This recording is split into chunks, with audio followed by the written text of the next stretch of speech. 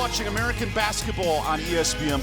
Welcome to Greenville, North Carolina, where the red-hot Tulsa Golden Hurricane, fresh off its second road win of the year, head into East Carolina, where the Pirates have had a strong home campaign. They look to continue that success on a very special Play for K Day here inside Minges Coliseum. Welcome into the heart of North Carolina with Gabby Sartori. I'm EvanBudrovich. It's a game of numbers in this matchup.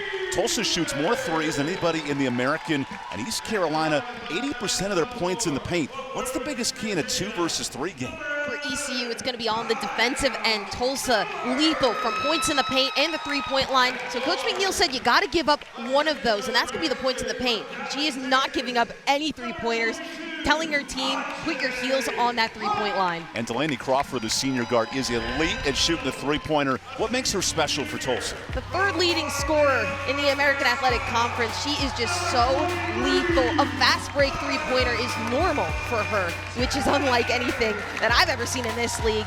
And she had 7 three-pointers last game against Charlotte. But aside from being a scoring threat, she opens up the floor easy on the J cuts and makes access for points in the paint for people like Perriman to get on those layups. 17 points per game, an All-American every night she's out. Crawford dropped 36 when these teams met in December.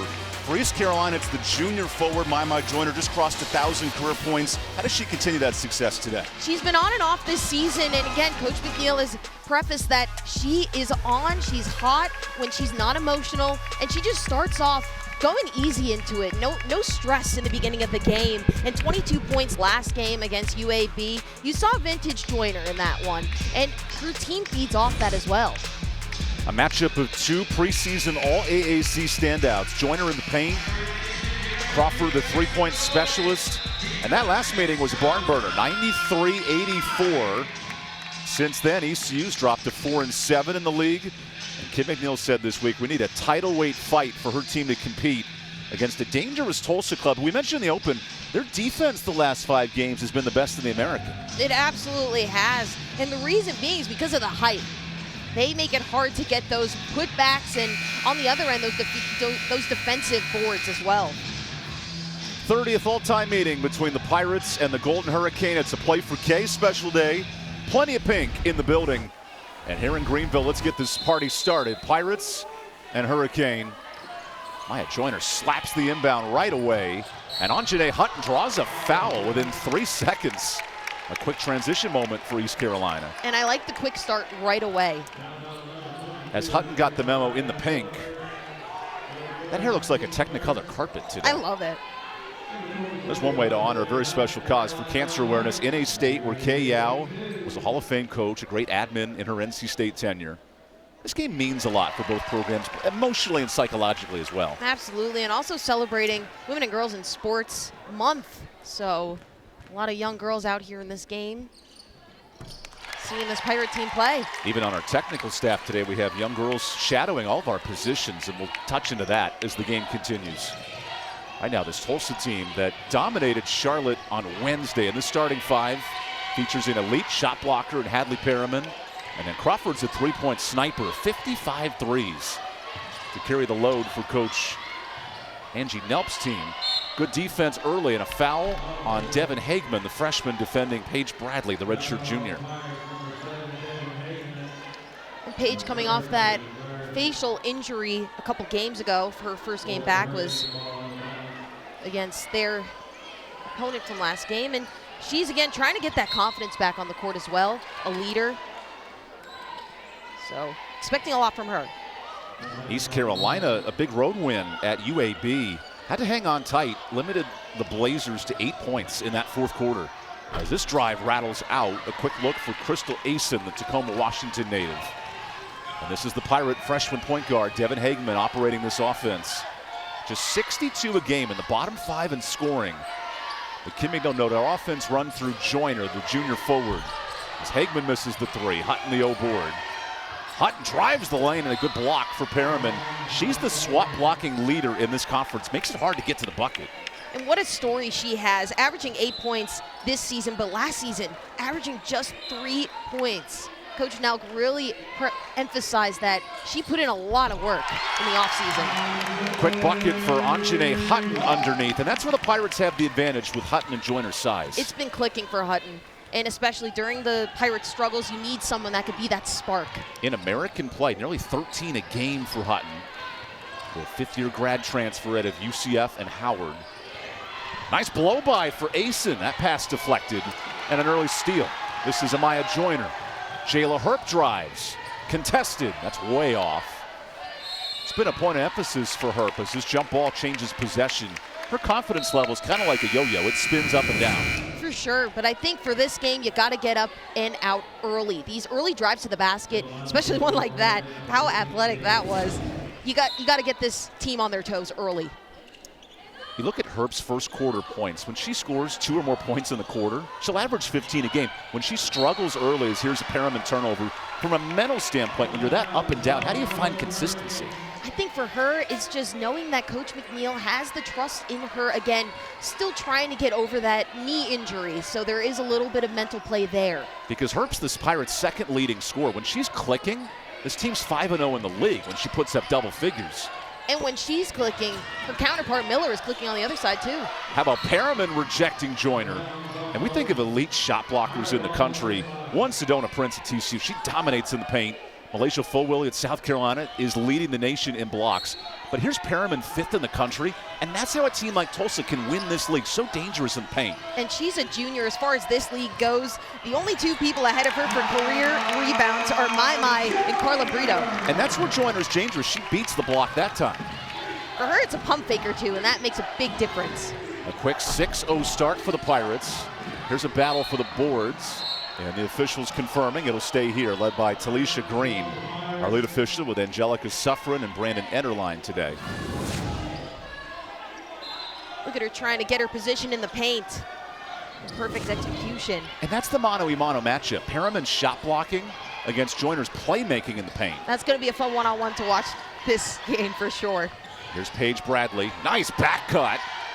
Contested defense. Clock to 7. Difficult drive. That rolls out. And a tough look for Jade Clack coming off the bench. And the Pirates are doing a great job containing those J cuts up top. This is a very moving offense for Tulsa. An early turnover for East Carolina. That's been a bugaboo for the Pirates this year. 20 turnovers a game. And they committed 25 of those in the loss at Tulsa at the end of December.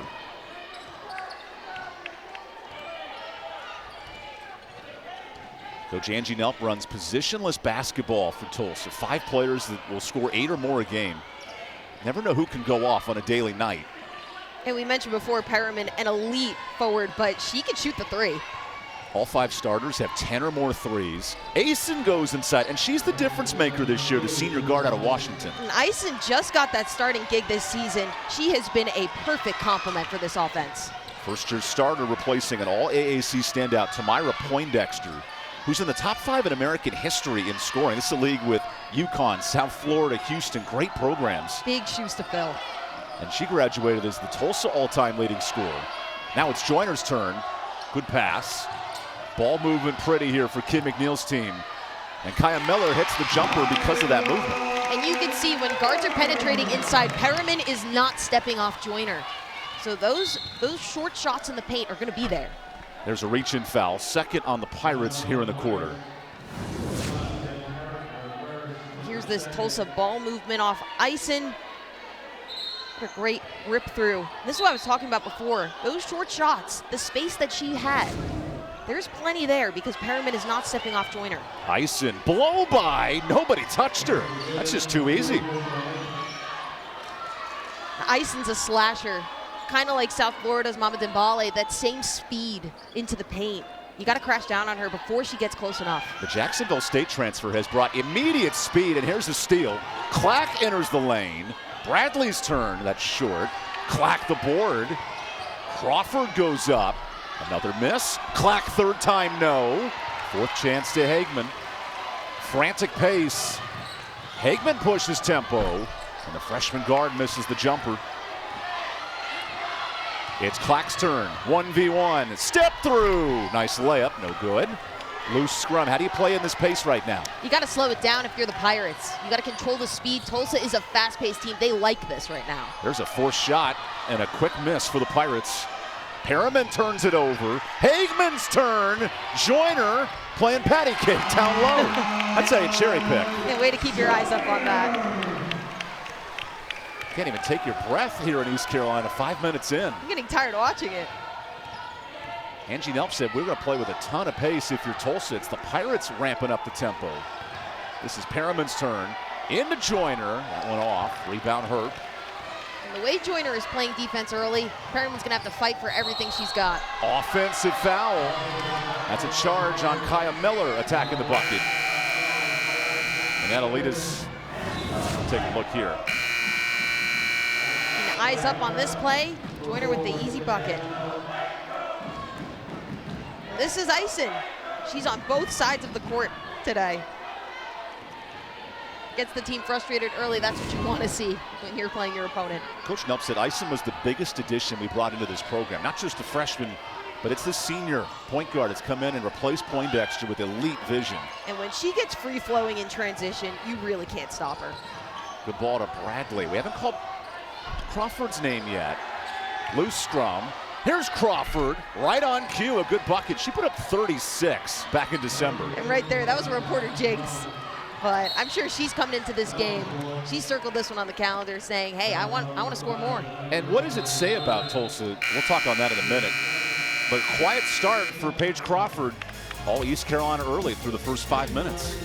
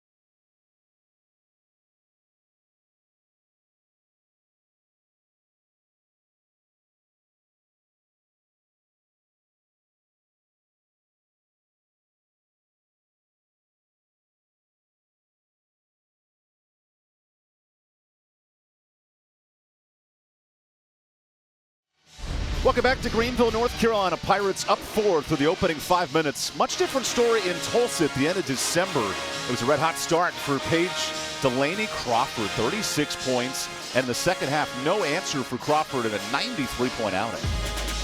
Unbelievable, the talent she has from the three-point line.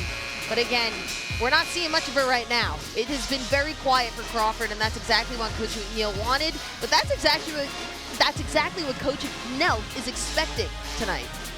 Crawford, not only the 36, had double-digit rebounds and a wire-to-wire win for Tulsa. Now in the first 5 minutes today, it's been double-digit fast break points for the Pirates. How have they sped up the pace in this early start? For the Pirates, you would think they want to slow it down, but both teams kind of thrive in this environment right now. A little bit of chaos here and there. And when it comes to Tulsa, they're trying to maintain those paint points and second chances, which ECU has actually been pretty dominant in. Yeah, 50 paint points for Tulsa in December, just 2 in the first quarter. Here's a nice press out of the timeout.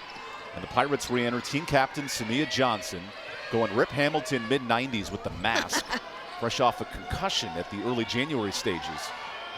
Johnson played 15 minutes Wednesday in her return.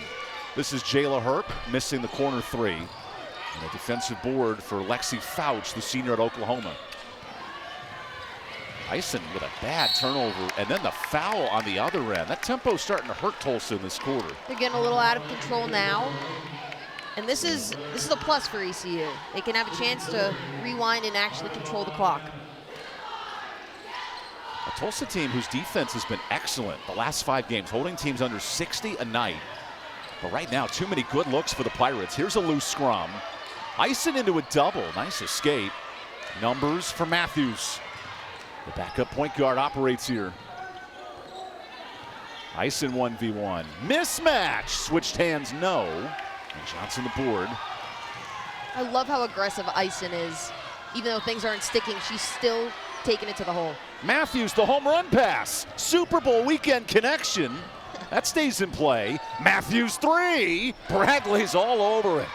Wow, the transition's dangerous for Tulsa. They will make you pay on transition, and that's something the Pirates got to be aware of. They have to get back on defense. Angie Nelp said, we want to score within 8 seconds or less in transition. Those are the plays that are huge for Tulsa. And that's how the team has found their rhythm at this point in the season. There's a foul. Tulsa almost had a steal right there. And this is what they do, fast break transitions. There's almost always someone on that three-point line. Tulsa hit 6 threes in that first matchup, and Kim Ingo said, we rewatched the tape, and 4 or 5 of those were on plays just like that. Absolutely, and that's why you really got to get back on defense. So Joyner runs the break for the Pirates. Good shot block. Tip drill to Hutton. 7 minutes in this first quarter. ECU lead that was big as 8 has now dwindled to 1. Little zone for the Golden Hurricane. Hutton underneath, draws a double. A lot of contact and an offensive foul. Paige Bradley, some impactful minutes. She just took the charge there. Get some help from Tamia Ware. Really nice defense from Tulsa. Bradley really not afraid of the contact with that mask on. She took a blow to the face right there. Angie Nelp called Paige Bradley our fighter, right? And not only just the face mask, but her ability to take contact, embrace it. Those are winning plays here at the late February stages. And she makes an immediate impact when she's on the floor. This Tulsa team was the regular season co-champions, but the Pirates upset them in the tournament. And Coach Nelp noted, we remember that loss. That was a disappointing finish in the tournament for Tulsa. Crawford lets it fly. NBA range for 3 and then some. Johnson had a feeling. She got there a little too late on the closeout. 56 threes for Crawford. That's second in the American behind the All-American Sammy Puises. By the way, Crawford this week named to the Becky Hammond mid-major watch list for one of the best mid-major players in the country. And you see why with that three-point range. Hutton on this end, contests the paint. 2 quick ones for the Pirates. And then a foul here on Joyner. Let's see if they wave off the basket, but there's a foul away from the play. Let's take a look. Here's the basket. Hutton playing really aggressive. That pivot into the layup here. So the basket will count. The officials are saying if this needs to be upgraded to a flagrant foul on Joyner. Looks like they're keeping the points up there. Anything you noticed from that first replay? I didn't see too much.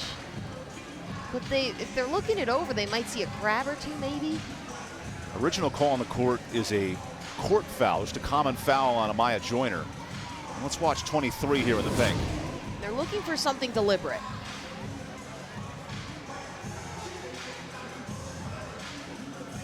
Oh. And that arm does extend a little as well. And it's forcible contact to the head or neck region. That's what the officials look at in these moments. It looks like she got hit before that. But once she extends that arm, it's no longer a closeout.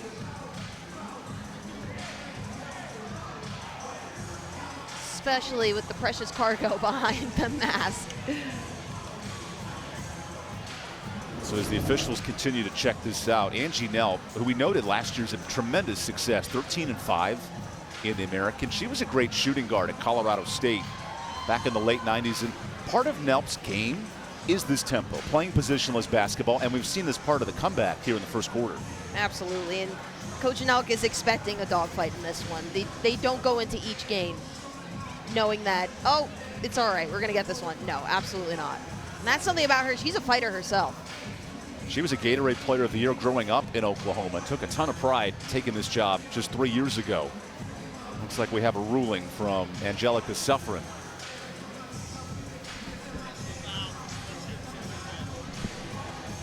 Getting the final verdict, but we're hearing it's a flagrant foul on Amaya Joyner. I think that contact there makes the point. Definitely on the extension. Here's Kim McNeil, 6th year running the Pirates, and she noted the resilience of a road win at UAB. As her team handles some early adversity here with the flagrant to Joyner. Well, I love how she's never satisfied with her team, right? And it all starts with mental. So when you're in an adverse situation like this one, you just got to shake it off. It's too early to read into this one.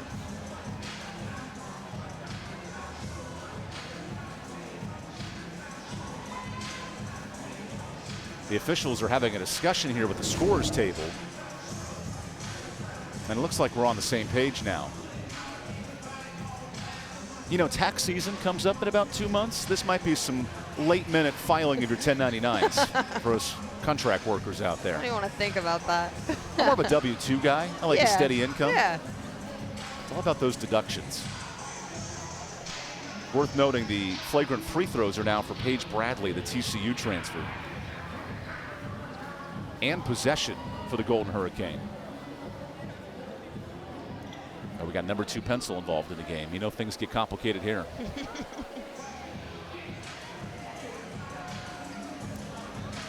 This begs the line, how many Pirates does it take to get the scorers table question right? You know, there's so many people involved in all this. There's a lot right now. 3 referees, 4 members of the scorers table, a couple of coaches.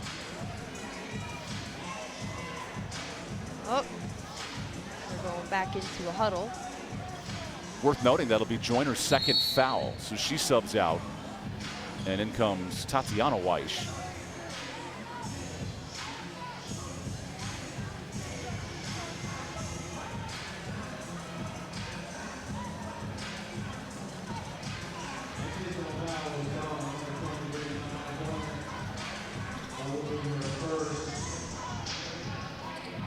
So it's her first foul, and the flagrant makes it upgraded to a 2nd foul. I think that's what they were figuring out. And now Crawford's allowed to shoot the free throws. That's where the change comes. Paige Crawford is moving to 3rd all-time in Tulsa career scoring. Has a chance. She's 600 points shy of the record for the Golden Hurricane. Unfortunately, this is her senior year. Would have to qualify for a bonus COVID season, which the Tulsa staff believes is not possible. So this will most likely be it for Delaney.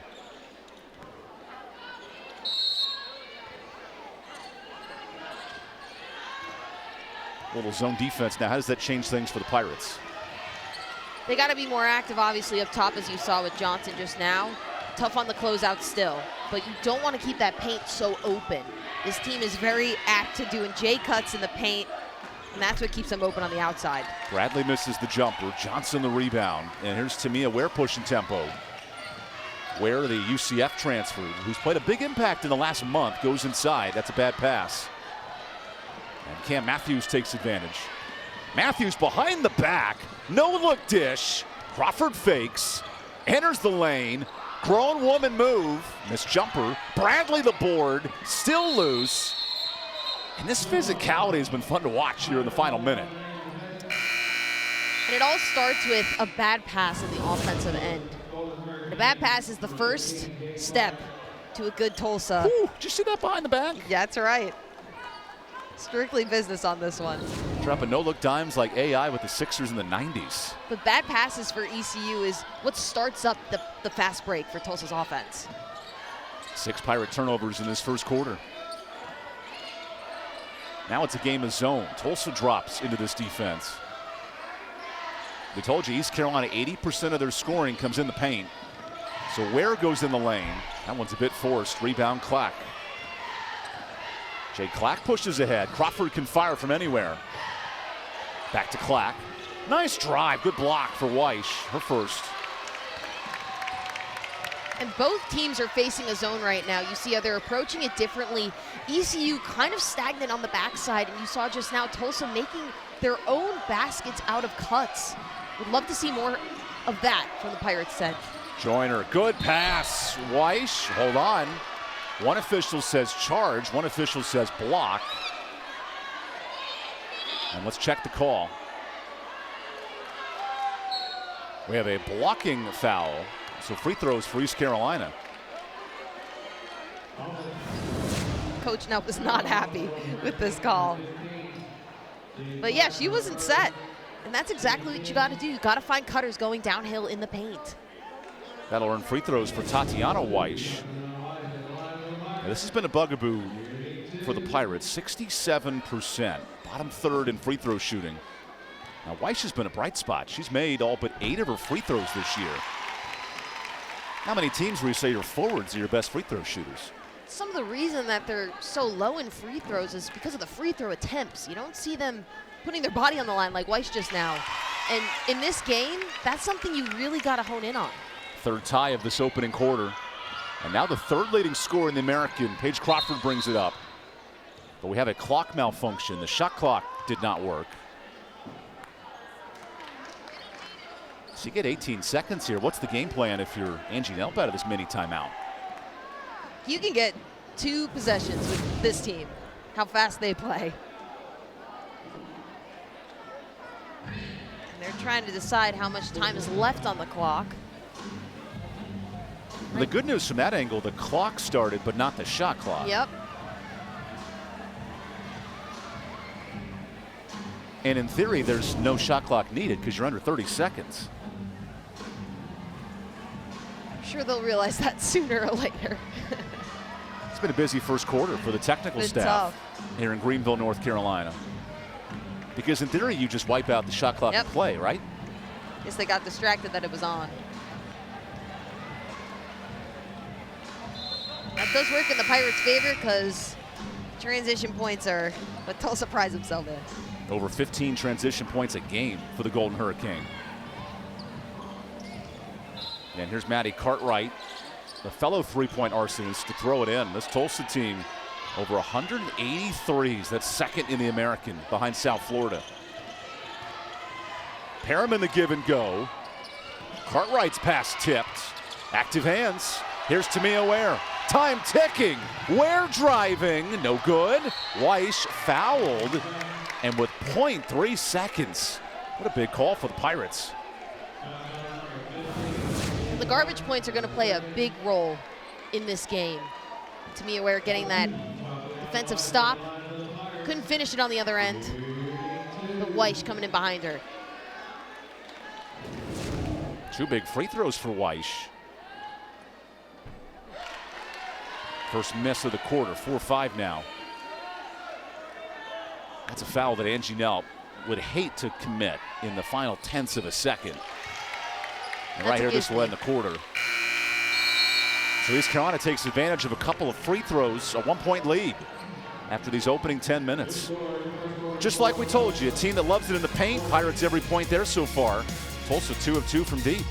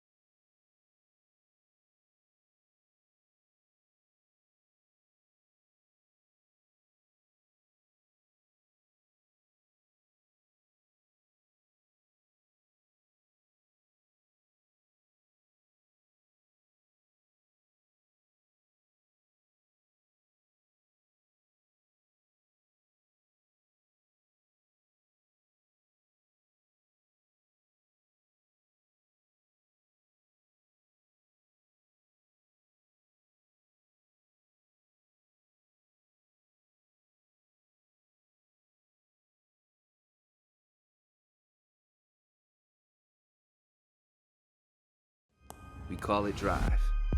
The unrelenting desire to become the person you were born to be. Ignited by a moment. The realization that a future you could only dream of is within reach. At East Carolina University, you won't just imagine a path.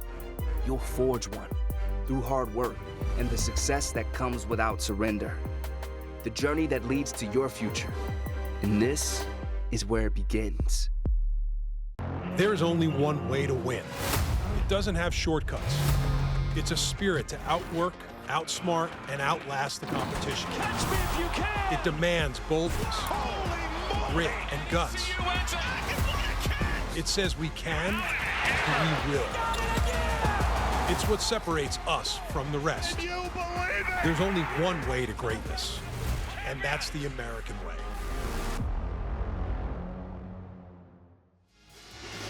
Welcome back to Greenville. 1 point lead for the Pirates early, and it's largely due to Maya Joyner, the preseason all-conference standout, who earned her 1,000th point in the most recent home game for East Carolina. Both her and the all-Hall of Famer, Marcia Gervin of East Carolina, have that distinction, 1,000 points, 100 blocks. And this Pirate team's so much better when she's active today. 4 points, couple of rebounds early. How do they continue to keep her engaged? Well, she's making it tough for Perriman on defensive end. All those defensive stops are going to keep her engaged, and her teammates are going to feed off that. Joyner grew up 10 minutes here from Greenville in nearby Farmville, North Carolina. Not the video game, but the hometown here in the eastern part of the state. A quick attack for Eisen and his Tulsa team. It's 2 of 2 from deep. There's an air ball, though, to come out of the break. Look at the ball handling skills of Joyner. A 3-time state champion in this home state, now in her 3rd year, just crossed 1,000 points. Kim McNeil loved her activity level Wednesday, said one of her better games in the conference. She had a double-double in the win over UAB. As Jayla Hurt misses the 3. And in that game, Joyner was doing the little things. She got a block on a fast break attempt, got some steals. For her, it's aside from scoring to get her in this game. Pirates continue to miss threes. They're 0 of 3 from deep. Crawford lets it go. Catch and shoot with good range. Perriman board, tipped by Weish. And that Pirate defense has been an answer for the rebounding of Perriman. Perriman averages 8.5 rebounds a game, so to keep her quiet is impressive. She's 3rd in the league. Jade Weathersby of UAB is a rebounding machine, 13 a game. Such a weapon on the glass as Kaya Miller re-enters. And for Perriman, it's the offensive board. She puts up 5 a game. That's such a tough threat down low. And right now you see that Coach McNeil subbed in Hutton. This is the jumbo lineup, she calls it, where you got Hutton, Weish, and Joyner's out now, but when you have at least 2 of those on there. That's size, and more size down low. Crawford enters a triple team of size. Bradley bails her out with a 3. Nice pass. And it's tough because your attention is on Crawford, but people like Bradley will make you pay. Officials electing to review that. They call it a deep 2, and they'll check it out during the timeout. That's why it's the worst shot in basketball. Your foot not on the line.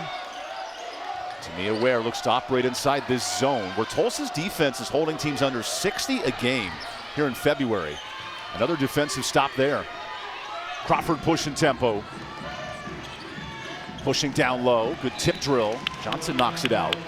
And this Tulsa defense is causing problems for East Carolina. They're not moving on the backside. The Pirates need to continue to make space for each other. And here's what I'm talking about, some movement. Bradley moved from the left to the right to get some space for a 3. It looks like it'll be 17 to 15, but Eisen lost track of the ball. Perriman said, hey man, I had you open. You just didn't see me. With the musical note of the trombone here for the sound of East Carolina, the marching band. That's what makes college basketball special. The crowd's more engaged. An ECU team that has been really good here at home, 8-3, 2nd best home record in the American. Here's a loose scrum, bad turnover. Eisen runs the break, feeds the shooter. Crawford knocks in a 3. So dangerous in transition. Crawford doing Crawford things. Not much to that. And Coach Nelp said her range is anywhere on the court. How do you defend that? You got to have all eyes on her. And again, it's that transition defense. You almost can't let her breathe. Elite 3-point threat. 3rd in the country in threes. And Crawford, and then Johnson joins the 3-point party. And Johnson right back at you. She's in this lineup with Hageman right now.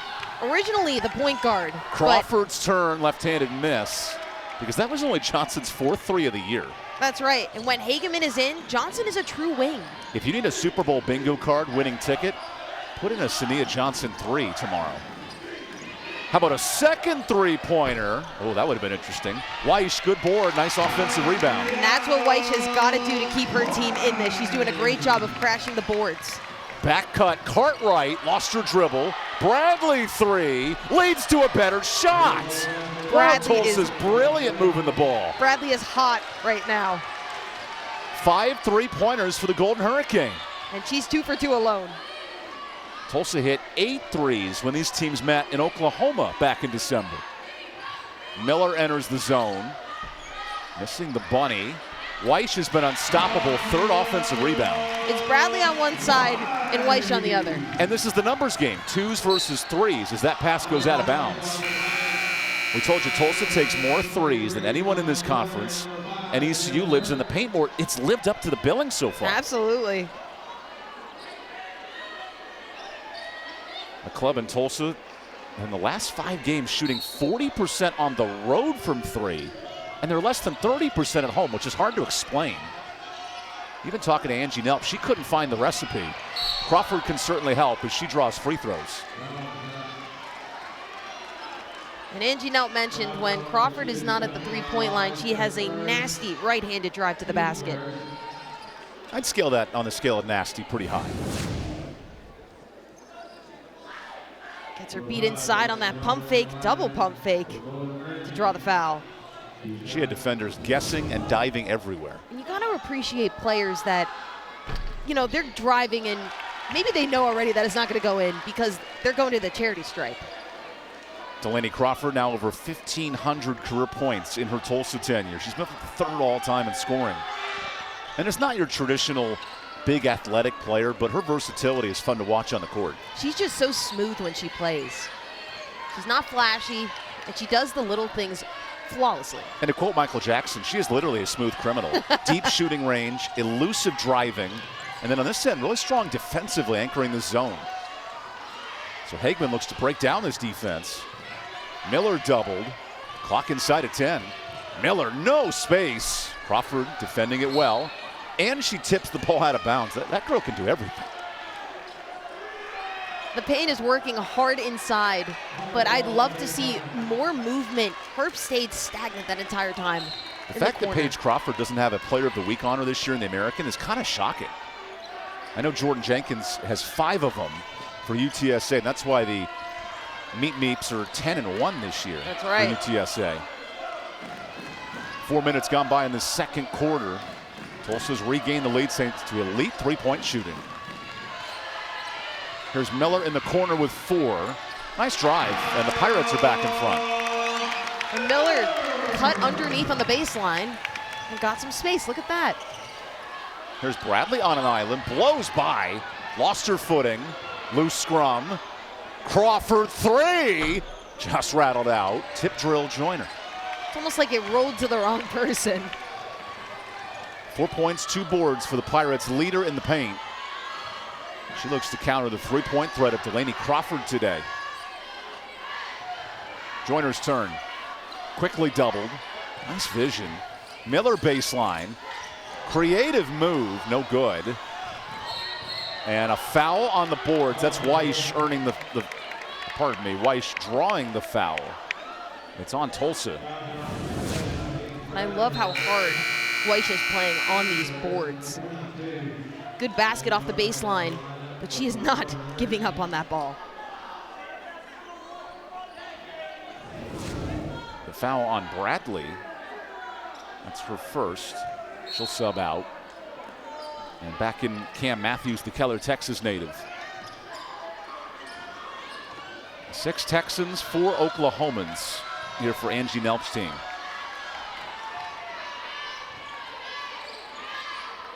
Joyner gets in the lane. Look at that immediate pressure. Back to Joyner. Good give and go. I love the vision there of Miller. She had 3 people on her, but an easy pass back outside to get some space. We'll do it for you. Cartwright sets up Crawford. A rare miss for 3. Offensive board saved by the Pirates. And when Joyner's this engaged offensively, how does this unlock ECU? It's tough because when she's hot inside, defenses sadly catch on to it. So that's when the guards gotta freshen up. Back-to-back double-doubles for Joyner. That time a bad turnover. Crawford in her own end's been really good. Free throw jumper, cash money. 2 more for Paige. She's got 13. And a timeout for Kim McNeil. This has been fun to watch. Paige Crawford back and forth, and Weiss battling her early. It's too easy for her. She's doing exactly what we were expecting, making them pay on both ends.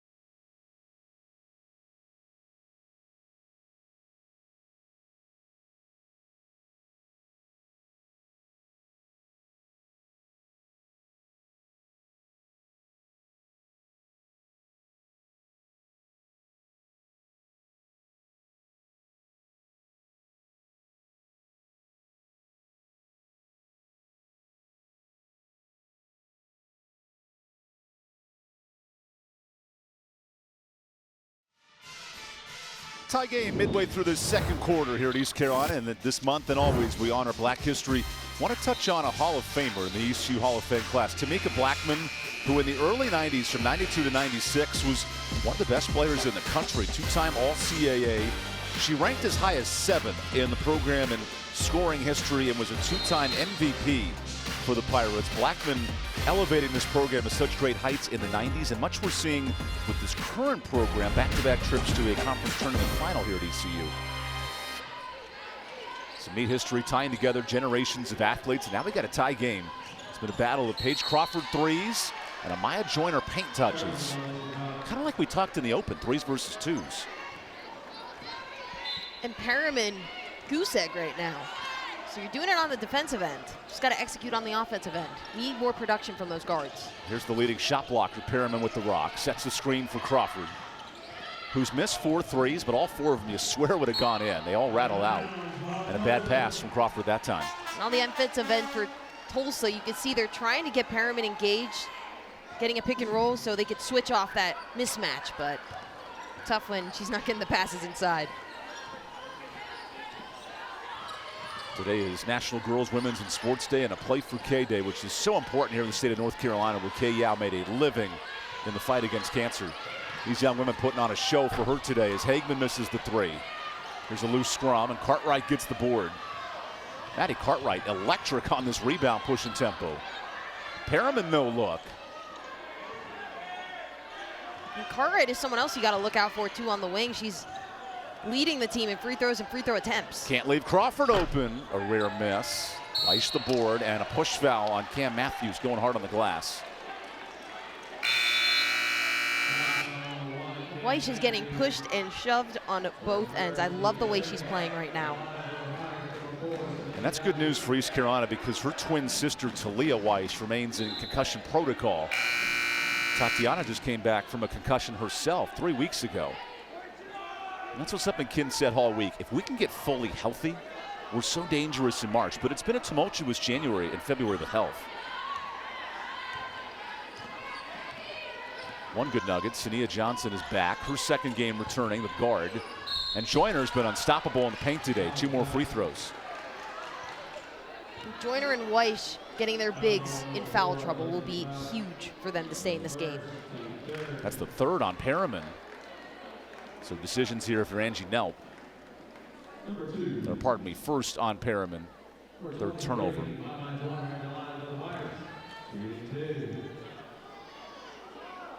First free throws for Joyner tonight.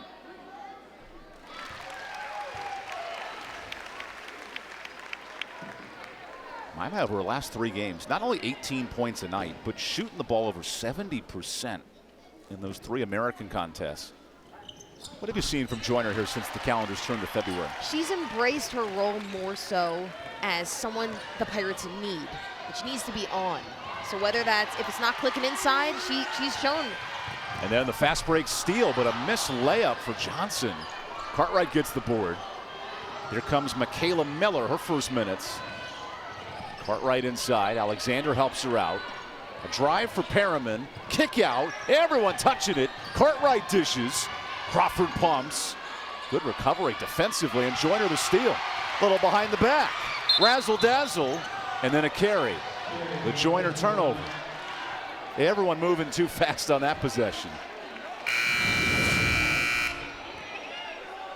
There's the pass on the baseline. Everyone getting their touches like an NBA team out here. But one too many. It's Joyner stepping with that behind the back. And there's the carry that was called. Joyner laughing when she saw it on the replay. Clearly the turnover. Everyone begs your case until you're caught red-handed. Absolutely. Even a kid with a cookie jar. They know when mom sees them, they're not going to get away with it. The good thing is they have confidence in themselves. Now, Girl Scout cookie season, much different conversation. Very. You give me those tag-alongs, I'll steal anything. Because here's a foul on Cartwright looking to get her hand in the cookie jar. Because the mint's pretty good too, but the peanut butter cookies are my favorite. Those, and I love the Samoas. Ooh, so that's good. old school. I appreciate that. I love those. Those are always in style here for Kim McNeil's program. Cookies and defense. Pirates force more turnovers than anyone in the American. And here's an offensive foul. That is a turnover for Tulsa. Good job by Jayla Herp drawing some contact with Perriman's second. And this Tulsa team is a poised team. So getting them a little, ruffling their feathers a bit right now. If you're Coach McNeil, you're smiling. A little too much on that box out there. This crew's largely been a physical game. I think that time there was too much contact to let that go. Here's Joyner in a fist fight in the paint with Lexi Fouch. Herp baseline. Johnson shot fake. Nice kick out. Miller 3. That's the ball movement Kim McNeil's been looking for. It's the drive and dish even a little bit on that wing. You see how jumpy they are up top. That snaps a 3-minute scoring drought for East Carolina. Good back cut, Bradley enforcing a hand check on Miller. That's not a shooting foul, but a foul on the court. And this is the movement we want to see from the guards. A nice draw on the wing defender. Leaves Miller open for that 3. Bradley thought she had her on the J-cut, but... I love a replay, Melt, when it's one tremendous play and then one oopsie from the same player. Yep. The humbling nature of basketball as Miller subs out. In comes Devin Hagman for the final minute and a half. Bradley in attack mode. Easy bucket. Bradley is so explosive, and you saw on the cut that Miller fouled. She was late to getting to her, and this one, she executes off the layup inside. Angie Nelp calls her a fighter. She's got her team back within 3. Here's Joyner. ECU's had a lot of success breaking down the zone in this second quarter. Weiss's turn. Good kick out, extra ball. Johnson 3, just short, tip drill. Rebound to the Golden Hurricane. Here's Bradley. Bradley has his tough fader. Hagman, the shortest player on the court with the rebound.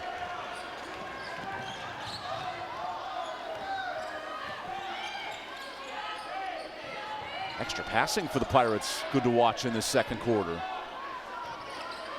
And look how open that backside is. Someone's got to fill the space. Clock inside at 10. Tulsa daring someone other than Joyner to shoot. It's Herp's turn with 5. Dishing Joyner. Nice block. Weish goes up. And a late foul on the drive for Weish. The fact that ball got to Joyner still impresses me. That opposite block, all eyes are up top. And they got their eyes up for a second. Bradley just found her last minute, but was too late. The reach in on Cartwright. She'll head to the bench with a second foul. And now Weish has been busy at the line, 3 of 4 today.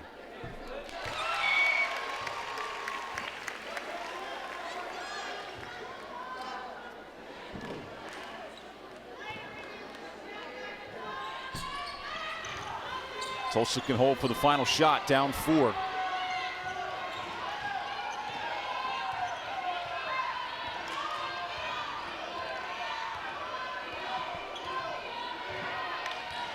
Cartwright directing traffic like Picasso. Look at the canvas here, double figures for Page. Finds Matthews, Bradley. Perriman with 6. Great position. Crawford up, no good. Rebound, Jade Tillman. And a tightly contested first half, 4-point game. I saw Crawford posting up in that last play. She really can't do it all. But ECU putting on a show right now, and paint points are the emphasis on this. Weish has been dominant on both ends, and she's keeping her team in the game. We'll take the timeout. East Carolina holding Paige Crawford to 4 of 14 shooting. And we got a tight one here in Greenville.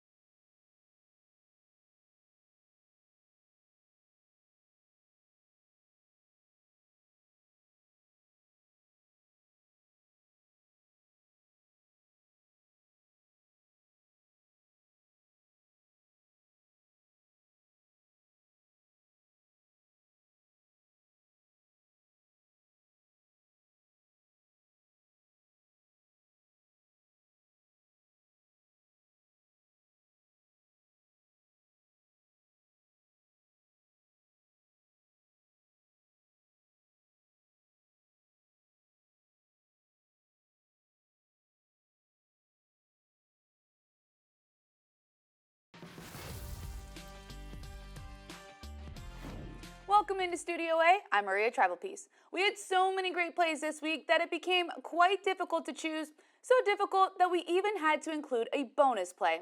You'll see what I mean. We begin in Tulsa. Golden Hurricane in Wichita State. Elise Hill, she's pretty far behind the arc, right? Swish! With the Caitlin Clark range to end the first quarter. UAB has been playing well as of late, and a big reason why is Journey Armstead. Gets the ball, dribble drive, reverse layup. She made that look easy. Beauty of a bucket for the Blazer. For play number 3, I promise that I'm not repeating myself. Jordan Riley is just very good at basketball and one-handed slams. He makes it look easy every single time, basically a human highlight reel. Dunks seems to be the name of the game in top plays this week. Kaysen Jennings gets the takeaway for South Florida, dishes it off to Kobe Knox, another one-handed jam, this one coming for the Bulls. Next play is a beauty. Trey Broadnax is a fantastic distributor for Rice. You'll see what I mean. You think he's gonna drive? Nope, behind the back to Caden Powell. Two-handed throws it down.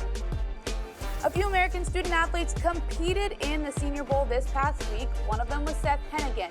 Time is ticking down for the win. He finds Jack Besh in the end zone. Seth Hennigan playing some more fantastic football. If you see a top play this week, make sure you use the hashtag #AmericanTopPlays. Now, let's get you back out to some more action.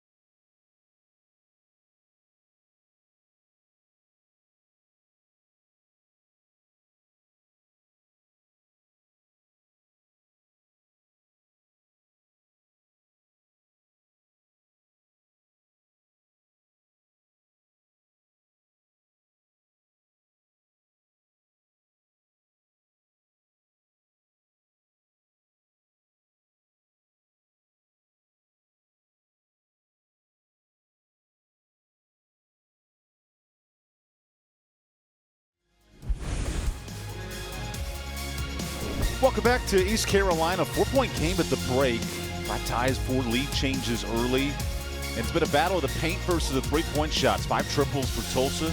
East Carolina, 8 free throws in that first half. Gabby, it's a fun time of year here in the American Conference. And these two clubs are right in the middle of things as we hit the final month of the regular season. Keep an eye on South Florida. They won here 2 weeks ago. 4 straight wins, including an upset of UTSA. That's the hottest team in the league right now. And they only won a buzzer beater here. So this is anyone's league right now. This is a fun league to watch. And South Florida already ridden a 4-game winning streak into second place. And here's what's cooking with Kendall Sneed, the 5-time freshman of the year. The race with her and Aaron Rodgers of FAU and Devin Hagman of East Carolina. All of those freshmen have won it 3 or more times. I'm not sure who's going to win the award. A new generation of players this year has been on full display, and each one of those coaches has embraced the freshmen to play such a poignant role in their offenses. Here's what's cooking league-wise. We're halfway through the regular season. That race between South Florida and UTSA is fascinating. And keep in mind, they both play each other coming up in the next 2 weeks. Now, East Carolina and Tulsa, you want to avoid the bottom 4 and not play in a play-in round. But certainly if you're Tulsa and ECU, you got a lot going for you the next 2 weeks. And Tulsa obviously having a test with ECU tonight. They also are playing South Florida at the end of this month. That's going to be a game to circle on the calendars as well. It would slot us in for a fun 2 weeks in the American. We'll take the time out. The top 4 looks pretty settled, but the rest of the league is wide open. And we got a fun battle between East Carolina and Tulsa here on the AAC.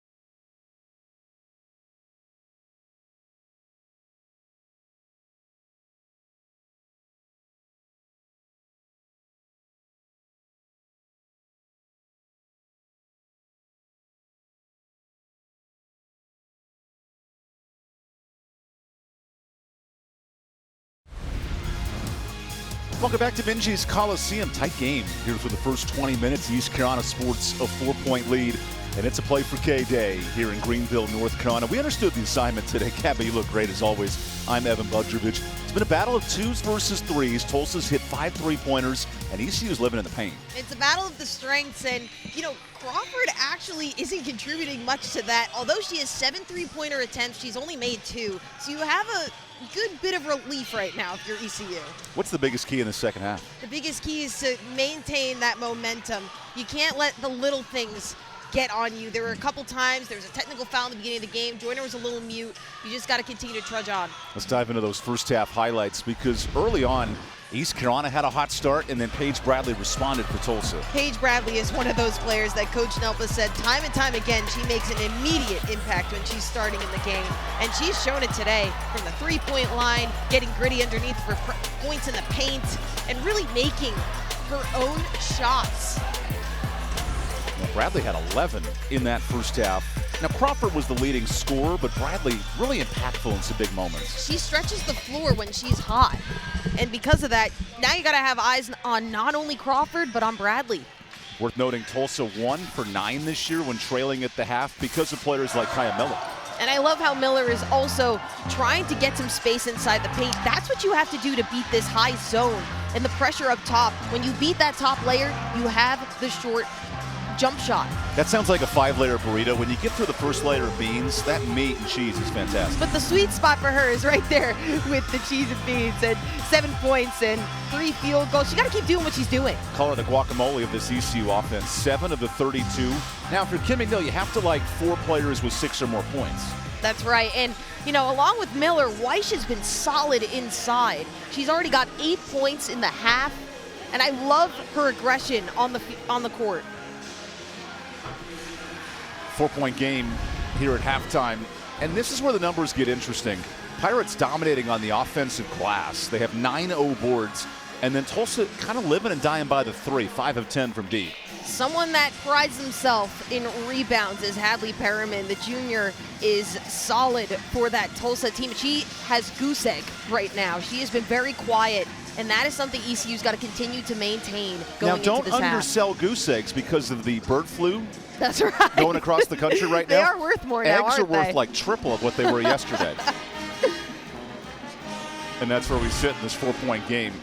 A neat nugget for the Pirates. They're an elite offensive rebounding team, and they're already doubling that production through the first 20 minutes. And Weish has 5 of the 9 rebounds already. I'm really loving her presence today.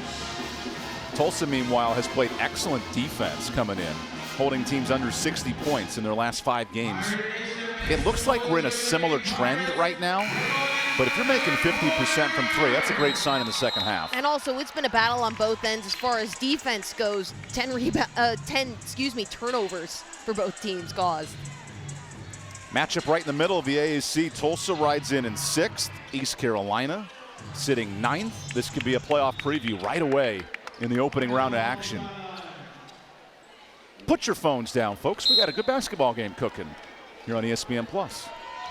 Remember to stream live every game in the American on ESPN. You could be doing both at once, I assume, including a fun matchup of UTSA and Wichita State later today. Top 4 teams in this conference are rather cemented. The rest of the league is wide open as Anjanae Hutton gets doubled early. Devin Hagman an opening 3 and an air ball to start the second half.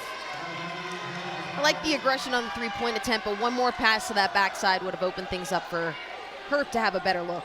And Tulsa's living with those Pirate 3s. They're in the bottom 3rd in 3-point shooting and a couple of misses early. Coach Nell mentioned she is forcing the Pirates to shoot the ball, and this zone has proved otherwise. Now you got to be careful with 3s for Tulsa. There's a miss for Perriman. Crawford the board. That's no good. Tip drill Perriman on the glass. 5 O boards a game for Perriman. She gets 2 big ones. Inside, no good. Tip drive for Ison. Marim has been playing a great defender for the Pirates tonight. The amount of point-blank misses for East Carolina has been a little frustrating if you're Kim McNeil. And same Hutton on goes Tulsa's inside. end. Herp's turn. That time she hits the jumper. Good response. After an 0 for 4 start. Those short jump shots are going to be key to hone in on this half. Bradley baseline at 11 points, a first half high this year for Avery Bradley. Pardon me, Paige Bradley. Avery Bradley coaching the NBA for 10 years. Cartwright with 8 seconds. Ison sizes up Herp, lost it, and a turnover. 3 possessions, 3 turnovers for Tulsa. Ison's playing a little too fast. You see there's a little bit of a change in the lineup now. But if you're Coach Nelp, you're just telling her to take a deep breath. Because only 3 players have scored for Tulsa. Is that sustainable? Last game they had 4 players in double digits, so this is new territory tonight. Crawford 13, Bradley 11. That's about it. And then Joyner gets 2 easy ones off the glass. And that first basket is always crucial for Joyner to get going. Was that a game of human dominoes in the middle of the court? It looked like Everyone it. toppled over. I saw this week in the state of North Carolina, 5,000 cereal boxes were lined up at West Forsyth High School. They pushed them all over on TikTok and got 5 million views. It was like a maze through the school. We saw a bit of that here in Greenville, North Carolina, as a foul committed by Tulsa. I think Kim McNeil would trade a viral TikTok video for a home win over Tulsa, avenging a 9-point loss in Oklahoma.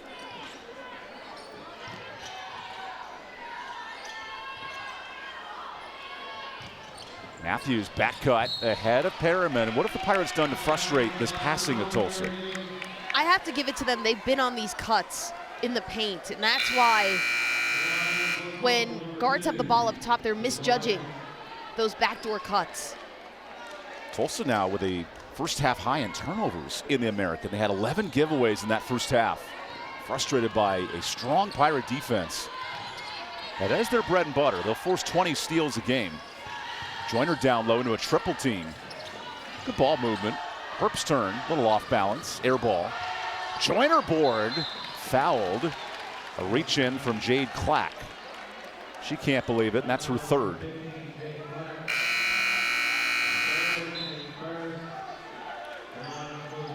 So Clack exits. Bradley quickly returns after the 5-minute breather.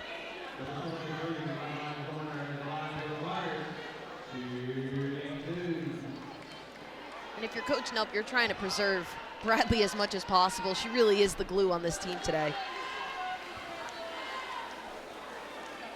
Here's Kim McNeil getting her point across.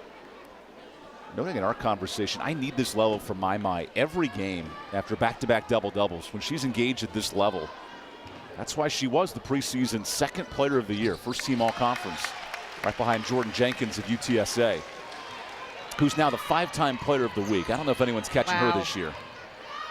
Best season in UTSA history in the American, 10-1 start. Their lone loss was earlier this week to South Florida. Shows you how tough that top 4 is in the American. As far as ECU goes, to be in that conversation, this third quarter is their crux. That's been a block for Hutton. Then she gets touched on a bad pass. Ison's turn. Kick out Perriman. Off on the 3. Out of bounds, last touch by Tulsa. Now, if ECU plays defense at this level, they could compete in the conference tournament. A Pirate team that upset the #1 team in Tulsa last year on a run to the tournament final. And they're holding Tulsa way below the scoring average. 70 points a game for the Hurricane coming in. Hagman into her bag. Oh, the deep 3 comes alive. And the confidence she had in that shot. I loved how she let it fly after the step back. Timeout, Angie Nelp before the shot. And we'll take it. Largest lead for the Pirates today, an 8-0 run out of the break. It starts with the ball movement up top. The freshman with the step back 3 to get them up 40-28.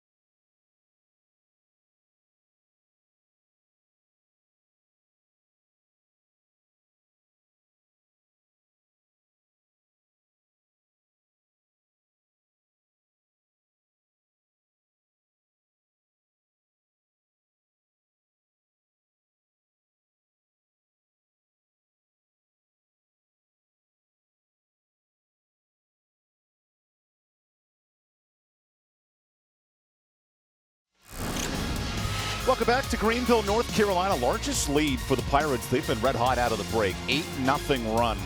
And here we sit, the closing month of the AAC regular season. All of a sudden, things get a little complicated with scores around the league today. Top-ranked UTSA losing to Wichita State. Celeste Blow with a double-double in the first half for the Shockers. And all of a sudden, you see South Florida, 4 straight wins. Maybe no team hotter than what's going down in Tampa. Absolutely, and this is a team that just came in and beat the Pirates off a buzzer beater. So again, it's anyone's league, but that South Florida team is so solid. The talent is so spaced out on the floor, and the depth, of course, coming off the benches. And then tomorrow, that's a top 4 battle. Tulane and North Texas, Tamisha Lankin, the rebounding leader in the league. And then Tulane has the best freshman class for anybody. Ashley Langford's done a great job in year 1. That's my pick for Coach of the Year, to go from second to last to now in 4th place. I'd say it deserves that, for sure. In this matchup, Tulsa can't buy a bucket in the second half. Crawford certainly can, 1v1. Hagman in her grill. Crawford hangs, that's how you break a streak. And that's what Tulsa's looking for. They're looking for the switch, the mismatch. Look at this trap out of the timeout. Triple team. Hagman into trouble. Needs help. Gets over the pressure. Herb to the bucket. Missed the layup. Okay, how did Joyner get that board? I was waiting for them to call a foul. She was sandwiched in between a loaded battleship board of 4 defenders, and Joyner got the rebound. Tough drive on this one, getting the mismatch that they wanted against Hagman. And on the other end, Herb inside, but how did she catch that? I don't know how she got the ball. She is one of the better rebounders in the American, but that was tough. And then Hutton powers over a defender. Bradley got hit in the face, unfortunately for Tulsa. Already playing with a mask this year. She got hit in the face in the non-conference play. And we'll check on Bradley. Here's Coach Angie Nelt.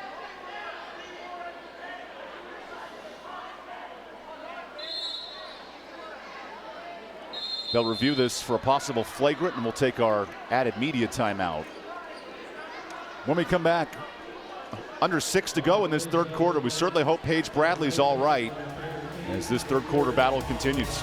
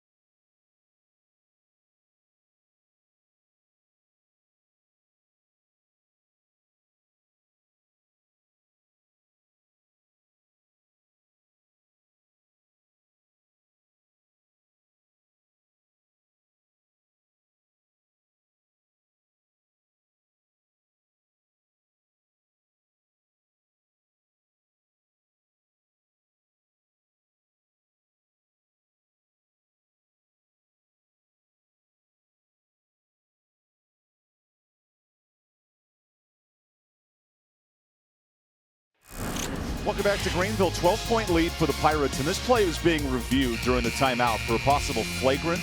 Everything ruled normal here with the Anjanae Hutton contact. That's just a beautiful up and under post move. Hutton special. Unfortunately, Paige Bradley on the back end of that. It did lead to a Hutton bucket, so a 12-point lead for East Carolina, who's won 4 of their last 5 here at home. Tulsa, its second road win of the year on Wednesday, as Crawford was cooking for 30 in that one. Today, she's 5 of 16. How do they get Crawford more involved today for Tulsa?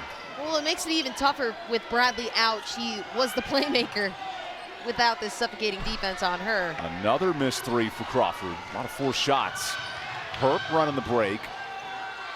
It's like watching a 2006 Ford Escape go down the road. You never know what's going to happen.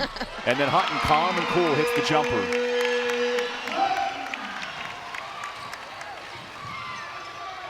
This Tulsa team loves to play with tempo, but have struggled to convert open threes. Just 5 of 13. After starting the game, 5 of 8. No space for Matthews.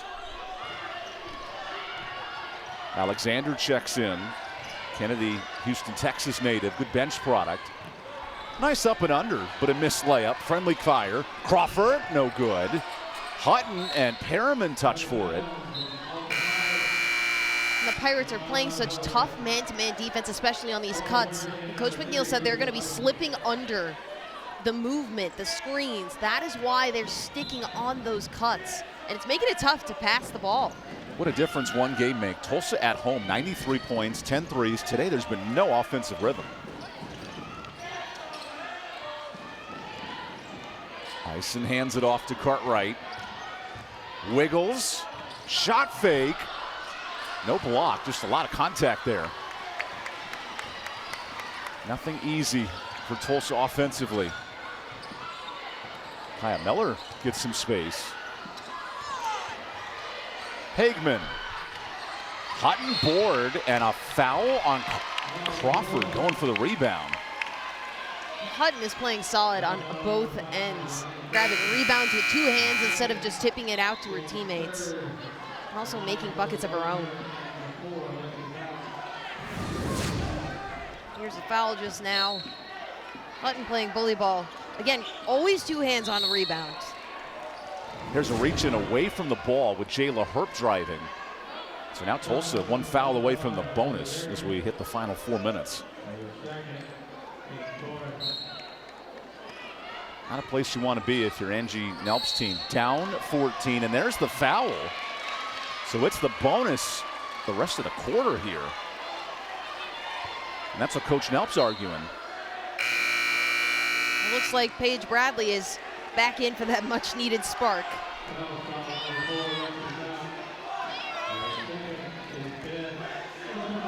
Free throws for Mai Joyner, who's got 11 points and 5 boards today.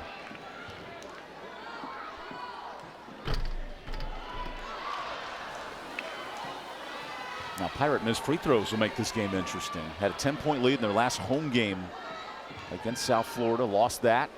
Did hold off to beat Wichita at home, but it's been up and down the last month for ECU in this building. Wow, as Crawford just lost the basketball.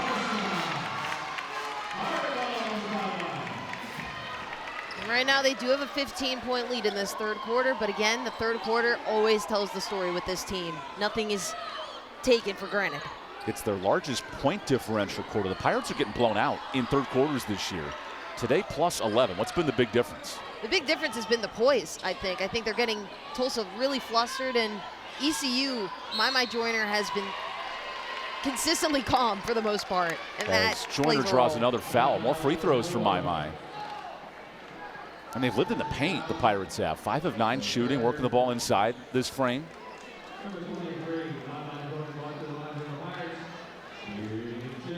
Two more free throws for Mai Joyner, who is playing more at the preseason All-AAC level that she was predicted to do.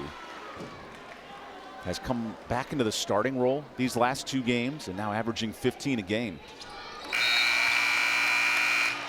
The inside presence has been key for this team tonight. 34 rebounds total, but half of those are coming from the Joyner, Hutton, Weish trio. Jade Clack will re-enter for Tulsa as the Golden Hurricane have just 2 points in this 3rd quarter. Ison looks to change it. Great spin. There you go. don't want Ison getting hot. Because she's a speed demon. Just beat down the whole defense. Hageman the Hail Mary. Joyner the extra pass. Hutton underside. Joyner out of bounds. It's been hard for Tulsa to win the rebounding battle today. Pirates are now plus 15. Look at the speed from the top of the key. And she could stop on a dime, too.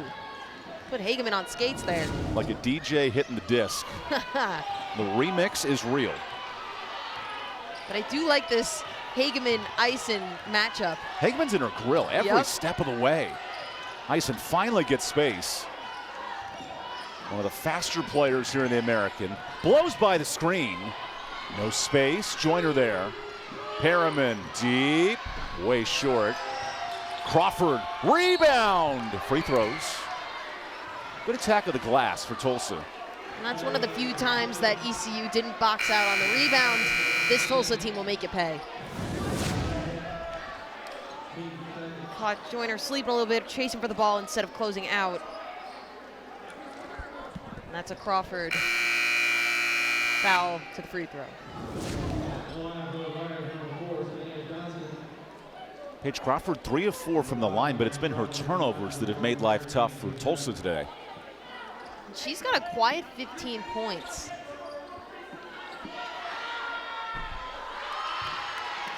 And if you're Kim McNeil, not only 3 of your last 4 wins, this team has shown a lot more toughness and effort today that's translated as success. And 2 successful coaches on both sides of the court. Nothing but respect for each other. It was a 9-point Tulsa win to end December. That was the conference opener. Today, all Pirates in the second half, as Johnson adds 2 more.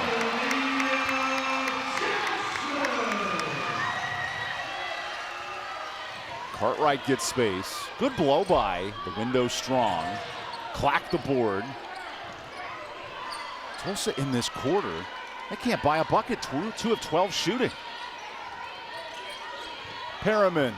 There's a good look. Nice solution on the back cut. They've been getting the looks. There's just a lid on the hoop. So when that starts clicking, you don't want it to click too late into this game. And Cartwright's fouled. That's Kaya Miller reaching in. There's some more effort from Tulsa. It looked like that might have been Delaney Crawford. But here's that inside dish. And Perriman gets on the board for the first time in this game. So with the foul trouble, Hageman will come in for Miller. Hageman is a gym rat, true freshman. She's the 3-time freshman of the week. And there's a quick timeout for Kim McNeil. Kim noted Hageman reminds her so much of herself as a college point guard back to her days at Hartford as a player. And here's Hageman, who didn't earn a start until early January, now one of the most integral players for ECU. Coach McNeil said this is her first time giving the keys to the point guard position to a freshman. So it's been a learning curve for her as well as a coach. She said it's not a Maserati, it's more like a minivan. But when she gets the family moving in the right direction, it's been fun to watch her develop as a true point guard. Gets you from point A to point B, that's all that matters. ECU in great control in this matchup, up 14. Tulsa was unstoppable in Tulsa, Oklahoma. And they've split the last 4 meetings. What's been the difference in this game so far? The difference has been keeping Delaney Crawford quiet, that's for sure. Paige Bradley did have a hot streak for a moment, but of course that low blow to her face kept her quiet in this half. But you don't want to keep Delaney Crawford in the mix. And keeping her out of it is exactly what the Pirates want to do. Ison out of the timeout as Tulsa's won 5 of the last 6 meetings. Great look, Clack is there. Good vision. Things like that are going to make you pay. Honestly, they've been doing it all game. The looks and the passes just haven't stuck. Johnson in a lot of traffic. Here comes a kick ball. Jump ball, possession Tulsa. The energy of the Golden Hurricane amped up. This game is all about momentum swings. ECU had a few spurts of energy, but now it looks like Tulsa is regaining it. When that eye of the storm gets rolling, this pressure defense makes it so hard for East Carolina. Angie Nelp's team, positionless basketball, all emphasizing pace and rhythm. They've had none of it in this 3rd quarter.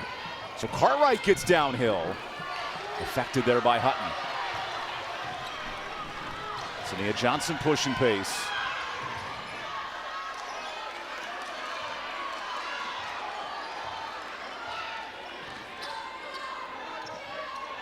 Joyner a paint touch.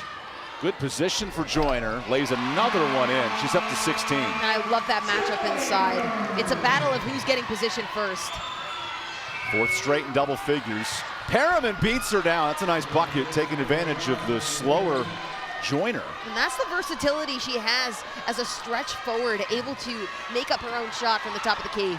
Sania Johnson double teamed. It's been risky business for the Pirates handling this pressure today.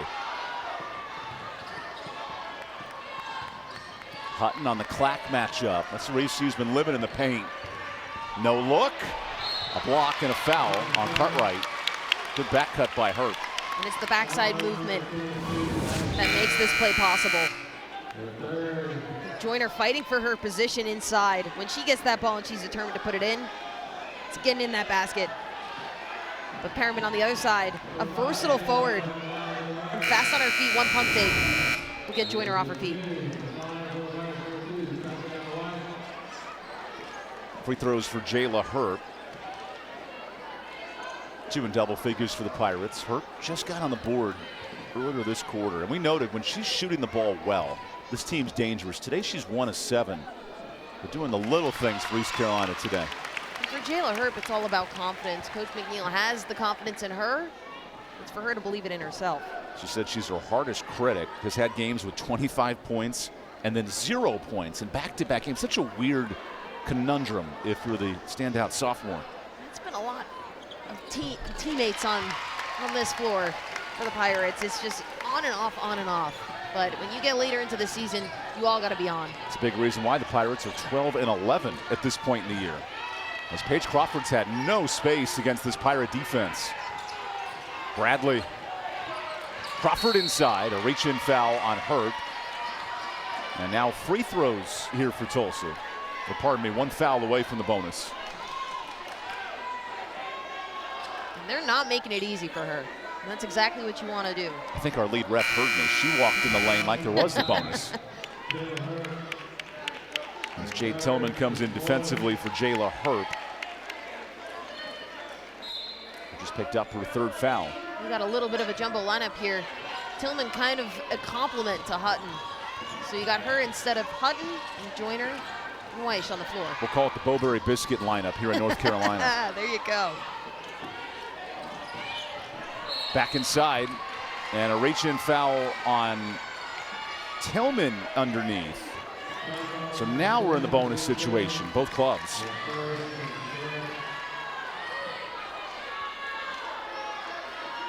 Coach now firing up her team. High fives all around on the bench. And Angie Nelp, who typically has a calm demeanor, said she have to pick times to turn up that energy. I think they're feeding off that too. I think it's great seeing her so into this game. We spoke to her over a Zoom and she was so calm. This side of her right now, I'm loving it. A Mountain West Conference Defensive Player of the Year back in her tenure at Colorado State. She lives on this end of the court. And right now, Tulsa down as many as 15, starting to come back. And in returns, backup point guard Cam Matthews, whose favorite quote, I'm a big Steve Carell fan, she's just a little stitches. We'll see if any of those good luck natures come into factor here in the final quarter. Hagman breaks that press. Bad pass. Loose scrum. A kick on Clack. And now it's free throws the rest of the quarter.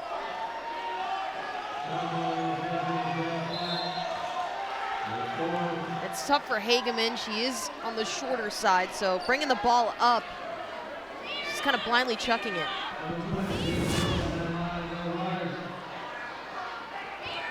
Here's that 50-50 ball. Tillman hit the deck hard on that, but I'm not sure where the kick ball is. I could understand why both coaches are confused on that foul, as Tillman makes the free throw. Tillman with her first points. She's now the 9th player to score for the Pirates. And the lead back up to 14.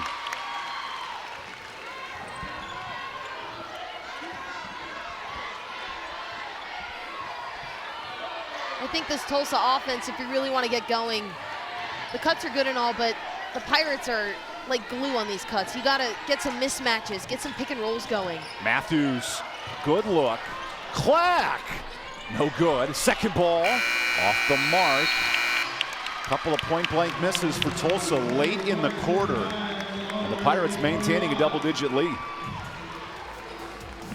Let's go to the fourth quarter. Two programs desperate for a win to keep pace with a top four in the AAC.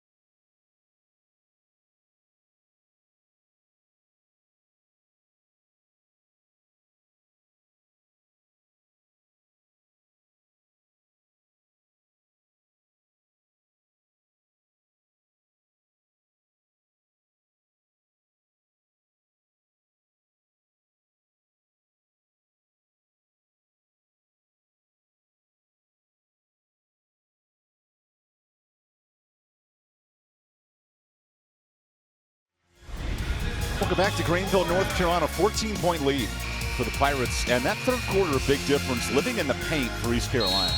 Joyner is playing strong right now, and also a compliment to her is Hutton. Hutton woke up a little bit here. 10 points of her own, and on par to a double-double. 10 points and 7 rebounds right now. Amaya Joyner carrying the load, and she's one of the better mid-major forwards in college basketball. Playing at an active level, 16 and 5. And now we kickstart. Go ahead. And Delaney Crawford, sorry. She's doing all she can, but I think in this fourth quarter to make spurts, you got to get her open. You got to prioritize her the most. Instead of the cuts, maybe some pick and rolls now. Crawford 5 of 18. She's on the Becky Hammond mid-major watch list for Player of the Year at this level. Right now, Allie Becky at Ball State. Only player in the country 4 straight years, 10 points, 5 rebounds, 5 assists. These are the players in the mid-major you got to love. They step up for their team, multiple year starters. Right now, the active defense playing a factor. Here's a steal. Ison runs the break, finds Bradley. Right on cue. 3-point threat short. Rebound Crawford. Back up and a foul. And all of a sudden, Crawford getting involved here early in the fourth.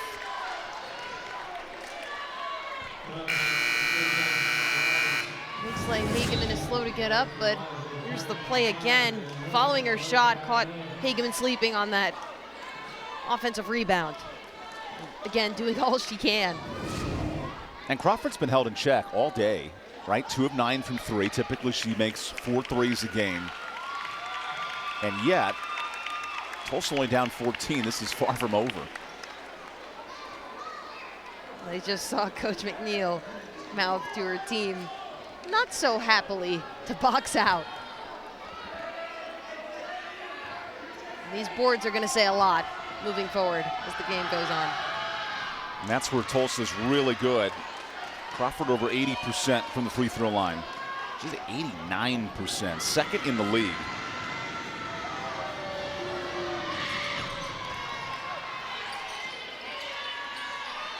Here comes some pressure out of the timeout. Ison's hands active.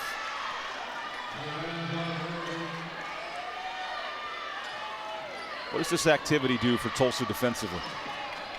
It gives them control right now at the speed of the game. They want it to be fast. They want it to be chippy. And a full court press will do that for you. And a Tulsa team that lives on forcing turnovers. East Carolina playing a lot of pressure. Johnson triple team. Over and back. Wait, a foul before the push. And this full court press is really pressuring just when they pass the half court. And this is like the coffin corner. She can't get back, she can't go forward because of the pressure. And that's exactly where you want that offense to be at. Here's Tatiana Weish with Joyner on the bench. Goes into Hutton. Through the double. Nice finish in the lane.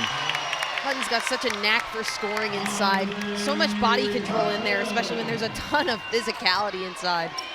Crawford goes lefty. Misses the bunny. Active defensively. Johnson is fouled on the reach-in.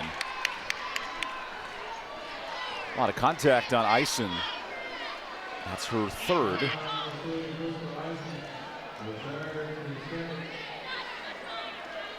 Eisen's a tough player. She reminds me of a couple of these Pirate players. She would fit well with their style play, so it's a little taste of their own medicine. Two very active defensive teams that each force 20 turnovers a game. It's hard to hang on to the basketball in a matchup like this. That's been the pride point of Kid McNeil's team. Top 20 in turnovers forced in the country. And last year they led the country in those steals. On this end, it's Miller, way short. Bradley, nice save. Now can Tulsa live in transition? Perriman, extra pass. Cartwright baseline and a foul on Hutton. That's where Tulsa's dangerous. It's when you catch the defense slacking on that closeout and they beat you on the baseline. It's one thing to be a transition team, but it's scoring off those transition plays. And again, this entire game, they've gotten the looks. They just haven't clicked. This fourth quarter is really when you don't want them to. But if you're Tulsa, you're trying to keep doing what you're doing. Every run today for Tulsa has been three-pointers in transition. Get to the corners, push some tempo. And ECU has turned this into a traffic jam. No easy looks, including that steal for Hurt. Numbers, Pirates. Hurt, step through, rattles out, Perriman the board. And now Tulsa can push. Crawford extra pass. Bradley, here's Eisen. No look. Crawford hits it. All of a sudden, 11-point game. And that's not the person you want to give open looks to in the fourth quarter. The third leading scorer in the American, nearly a steal. Stays on this end. Great defense from Tulsa. This is a game of momentum swings. When Delaney Crawford is in the corner getting hot, if you're the Pirates, you got to watch out. And Crawford had 36 when these teams met in December. He's been held in check, but now up to 21 all of a sudden. And she's had to work hard for those 21 points. A rare breather for Crawford. I expect that to be less than a minute, maybe a minute 30 seconds until the media. Angie Nelp imploring her team's defense. Here's Miller doubled. Bad pass. Ice in the steal. Clack. Resets. Perriman. Beautiful ball movement. Timeout, East Carolina. And don't sleep on the Golden Hurricane just yet. The excitement on the floor because of you reap what you sow. For Tulsa, you give us that three-pointer, we're gonna make you pay. Tulsa living in transition. 7 threes. And now we got a 9-point game here in Greenville.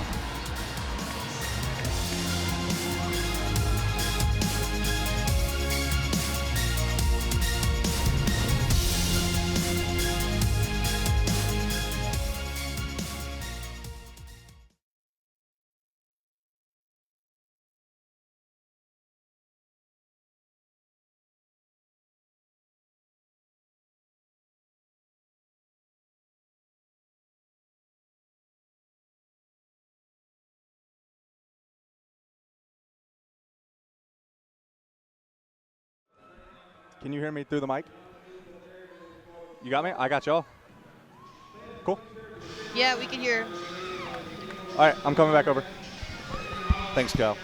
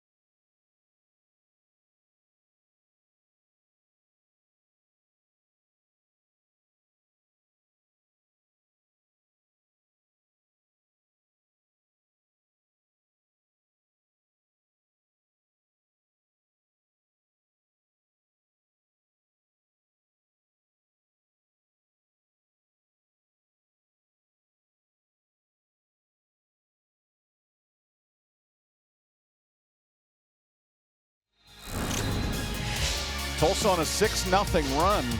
And look at that kid having a blast today. Ooh, Johnny Cash. He's got some style. 8-point game here in Greenville. Back-to-back threes for Tulsa, forcing transition turnovers. And a Pirate lead as big as 17 has now been trimmed. That's what makes this American Conference so fascinating. No lead is safe. And here are the Pirates with the rock, up 8. This pressure's been amped up by Angie Nelp's team. More pressure from Alexander. And a risky pass to Kaya Miller. Throws another risky pass, leading to a missed layup and a Perriman board. 4v2. Perriman kicks. Bradley. Whoa, we got a ball game. 5-point difference. Your coach Nelp, you are firing up Perriman. This is someone that didn't do much in the first half, and she is doing it on both ends right now. As Bradley dives into the boards. Wow, this Tulsa team has turned it up. 15-point lead is now a 5-point lead for the Pirates. And that's because of shots like that from Paige Bradley made by Remember, Perriman. Tulsa on the road, 40% from 3. They're not as great at home, but they're really good here in these moments. There's a touch ball that goes out of bounds. They love playing the villain. Keep in mind, Tulsa had one road win all year until this week. An impressive game at Charlotte, and Angie Nelp said that was her most complete game of the year. Dominating Charlotte from start to finish. This game has not been that story. Down by 17 in the second half. There's Herp with pressure. Ison gets a steal. Numbers Hurricane. Crawford catch, shoots, rolls out. Loose ball to Miller. Clean look though for Tulsa. How does East Carolina handle this pressure, Gabby? I think they got to try their best to, number one top priority is to get the ball over half court right away.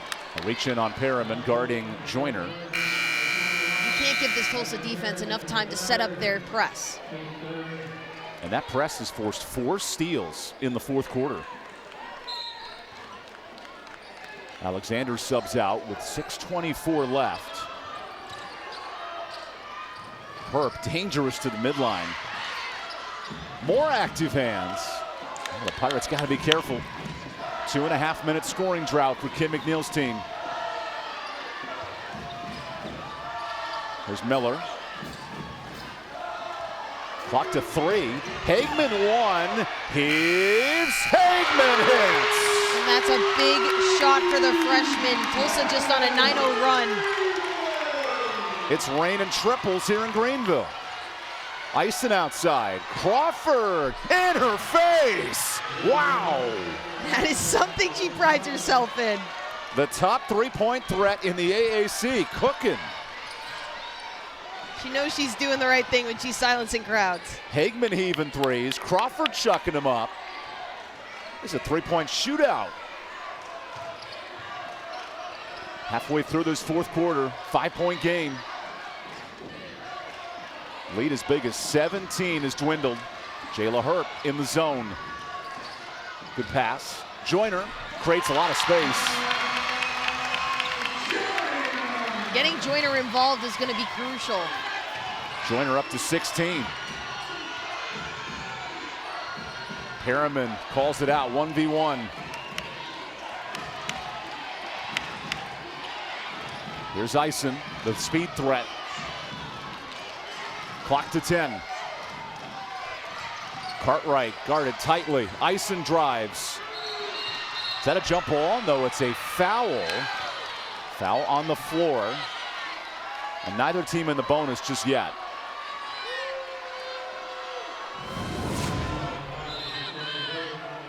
Here's the 3-pointer from Hageman to quiet a 9-0 run from Tulsa, but on the other end, quieting the crowd, it's Delaney Crawford from 3. And that is her sweet spot. That's where these teams are dangerous. Back and forth triples. Here's Ison. A rare miss. Joyner a big board up to 8 on the glass. Kim McNeil said the way we handled pressure late at UAB was rather impressive. Overcoming a big deficit late. And this one, it's holding on to a 17-point lead. And it was different for UAB. They gave up a little bit of a lead in the third quarter. Now it's the fourth quarter. Hutton's turn on the block. Forces one up. Joyner fouled on the rebound. And the Pirates are nearing the bonus. 4th foul on Tulsa.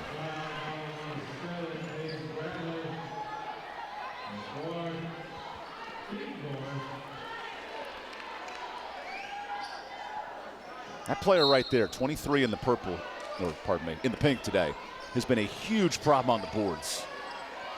And toward the end of this game, if she can get her way to the charity stripe, that will help slow the game down, keep the Pirates on top. Kaya Miller with a jumper, give her 9 points.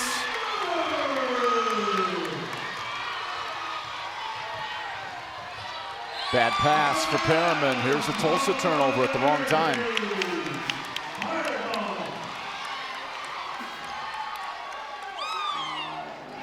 And Jay Clack will re-enter for the Golden Hurricane. ECU has been solid on the offensive end. You got a lot of people contributing, just like this one, Kaya Miller. That short jumper. Now they got to let it click on the defensive end. True freshman point guard Devin Hagman operating through some traffic.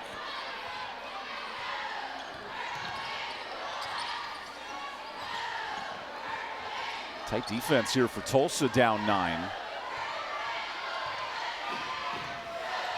Hagman with 6, behind the back, doubled. Hagman needs a bailout. Hutton there. No good. Rebound, Bradley. Crawford a bit hobbled for Tulsa.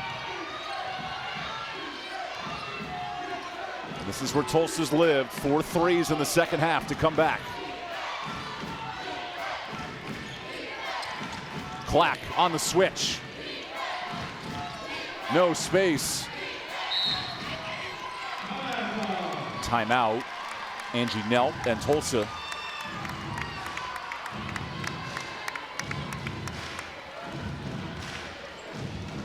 Nine-point difference because of the activity of the Pirates' third quarter. That defensive intensity amped up. Now give Tulsa credit. The three-pointers have brought the Golden Hurricane right back. This has been a game of runs, and especially in the fourth quarter, calling a timeout right now. Every possession matters. Tulsa is in a almost 3-minute drought now from scoring. Tulsa has 1 second-half comeback win this year, and it was all the way back in November. How do the Golden Hurricane replicate that in these next 3 minutes?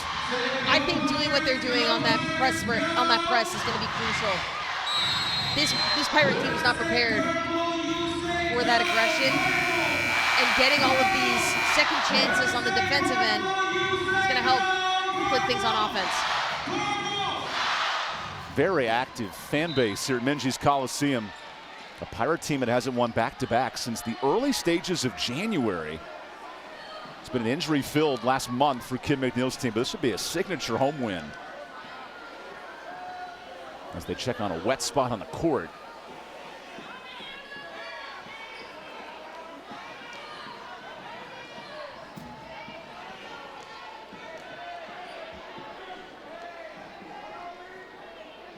There's Delaney Crawford to inbound it. The third leading scorer all time in Tulsa history has come to life in this second half, up to 24 points.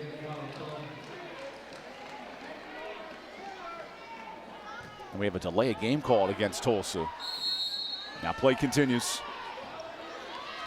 Bradley, good spin. Missing the bunny. Hagman gets away from pressure and is fouled. East Carolina now in the bonus.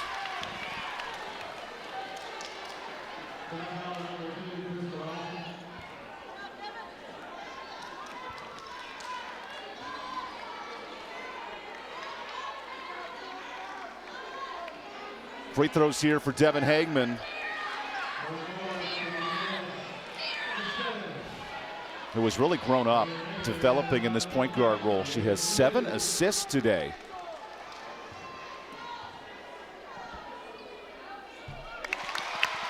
She's been making a lot of opportunities for her teammates, but also she wasn't afraid to pull the trigger on a few three-pointers today too. So her confidence from the beginning of the season to now, the sky's the limit for her.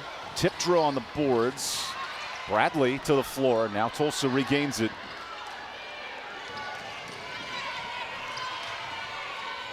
Hageman, a new career high in assists, helping out the Pirates in this fourth quarter. And as you see, Tulsa can't buy a bucket here in the last 3 minutes. Clack, good entry. Crawford, off on the three. Couple of good looks. A game that was as close as 5, starting to balloon here late in the fourth quarter. And this is exactly what you want for Pirate offense, to slow the game down. Devin Hageman handling this pressure from Tulsa so well. Gets in the lane. Here's a steal. Ison with so much speed. She's cherry picking for 2.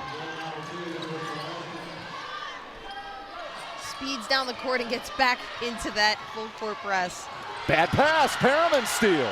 Up ahead, missing her target. Oh, you can't make that mistake. And they're lucky that happened, because that's 2 back-to-back mistakes of not going to the ball, just sleeping behind. Here's that Hageman drive again. Joyner not meeting that ball and letting Ison get a clear fast break. 2 crazy steals right there. Tulsa could have had 2 more points. Joyner handles the pressure. Miller into Perriman. And if the Pirates can hang on to the basketball, they're going to get out of here with a win. This Pirate team is tired, but you got to have some force on these passes. You can't have lollipops on a full court press like Tulsa's. Active defense. Hutton getting position. Clock to 5. Hageman, crossover, kick out. Miller, dagger 3. What a big shot from Kia Miller. Career high 8 assists for Hageman. And Ison gets 2 more. On the other end, Tulsa loves to silence the crowd. This Tulsa team will not go away. Non-stop pressure as Miller breaks the press.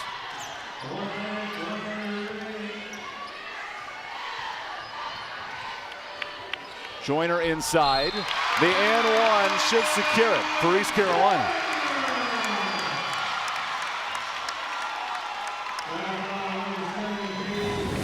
Things are coming together when needed most. Kia Miller on the left side for the triple. The team goes crazy.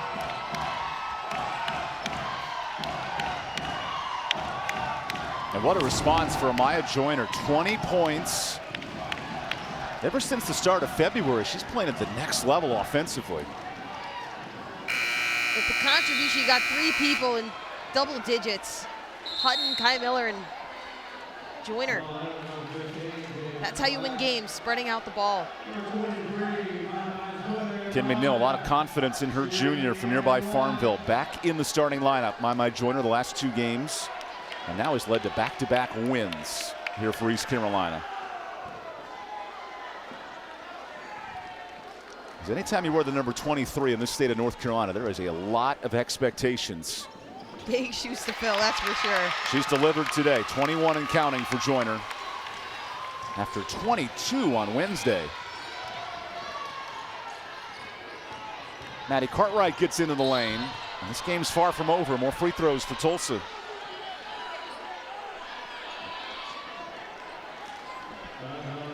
Remember, Tulsa had it down to 5, but went 3 minutes scoreless. That's basically the game right here. The Pirates executing off 5 of the last 7 attempts. It is a game of runs. Free throws for senior guard Maddie Cartwright, who has been the heart and soul of this team the last 3 years. 50 starts in that stretch, including a regular season championship last year for Tulsa. Might be too little, too late. 10-point game. Hutton breaks the pressure. She's got the basket on her mind, but misses the transition. Here's Jade Clack. Still time for Tulsa. Perriman, hold on a second. 7-point game. If I'm the Pirates right now, I wouldn't necessarily go for some fast break points. I would try to control the speed of the game and take as much time off the clock as you can. Hageman breaks the press. And now the foul game begins. And now players are starting to foul out if you're Tulsa. Bradley has 5. Ison picked up her 5th. And free throws here for East Carolina.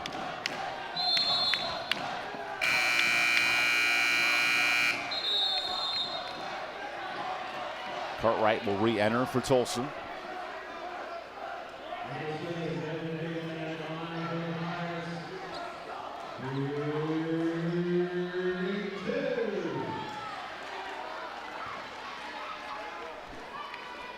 What a performance for Devin Hagman. 8 assists today.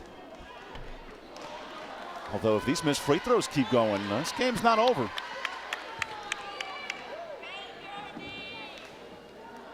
A gentle reminder from the fans to bend her knees.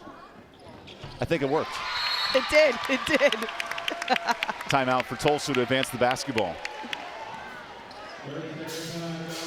What a performance for Maya Joyner today with 21 points. Vintage Maya Joyner coming off a 22-point game against UAB, and it's been all in the paint. Getting her position, I think, has really been the key for her, and that's what separates her from a ton of bigs in this league. When she gets the ball, there's not many people that have footwork like Maya Joyner, and she's been finding the basket today. This is the level that East Carolina expected from Joyner, and she's unlocked it in the last week. She's been focused since the start of this half. I mean, the first half, she did get a technical foul, so that was a little bit of a quiet stretch for her. But when those first few baskets went in the beginning of the second half, she was destined to have a breakout fourth quarter. 8-point game, 26 seconds. Joyner has carried the load for the Pirates today.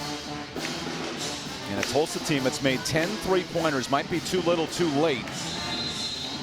Let's see what Jay Clack has drawn up for the Golden Hurricane. Matthews running out of time. Tulsa dying for a three, and there's no space.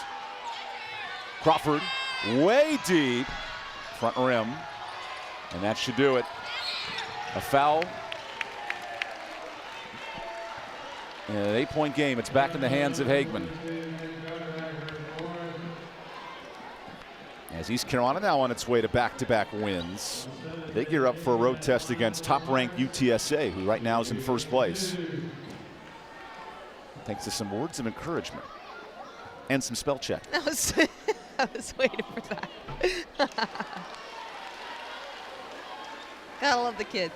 Worth noting, UTSA overcame a thriller, beat Wichita, 10-point deficit in the second half. Roadrunners now 20-3. That's their best record ever in program history.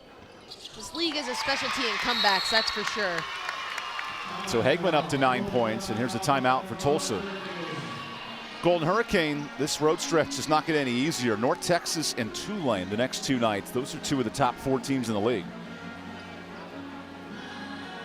This game against the Pirates is going to be a wake-up call, and knowing Coach Nell, she's going to whip her team up into shape. East Carolina, meanwhile, not only UTSA, but then a winnable Charlotte game before hosting second-ranked North Texas.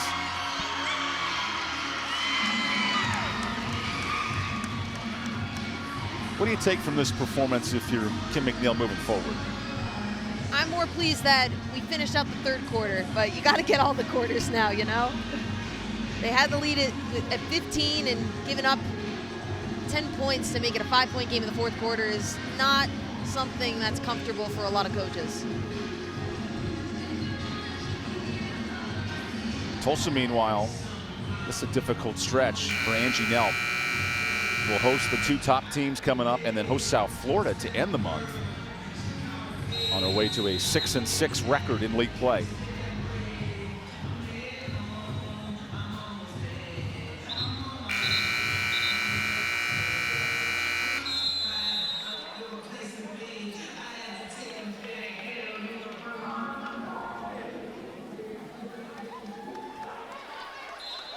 Thirty-second all-time meeting, and the Pirates have led wire to wire here in Greenville. Cartwright, a bad pass. Last touch by the Pirates, so 10 seconds left.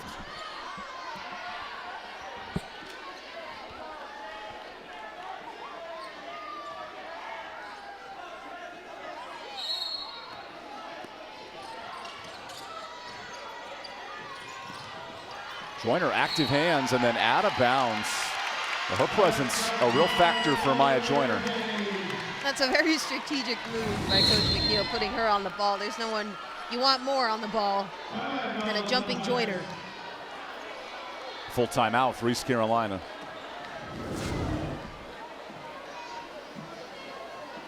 It says 9 seconds on the clock, but in real time, it's probably a good 5 minutes with all these timeouts being called. A special play for Kay Day here in North Carolina, National Girls and Women's and Sports Day. It's been fun to see the local impact, not only for this East Carolina team, but the support of women's sports here in this area. All I've been seeing today at Mindy is all the girls dancing in the crowd and cheering real loud. When, of course, the baskets are going in, but more so when the little things are happening. Defensive stops and steals and things like that. It's just so great to see the game growing here. And snuggle time. I love that. Oh, look, they're on camera. From hiding to excitement. Funny how life can change when ESPN Plus gives you a moment of fame. Not like Kendrick Lamar, who's going to be doing everything in the next month. Oh, yeah. Oh, my goodness. Two-time Grammy winner, Super Bowl performance tomorrow.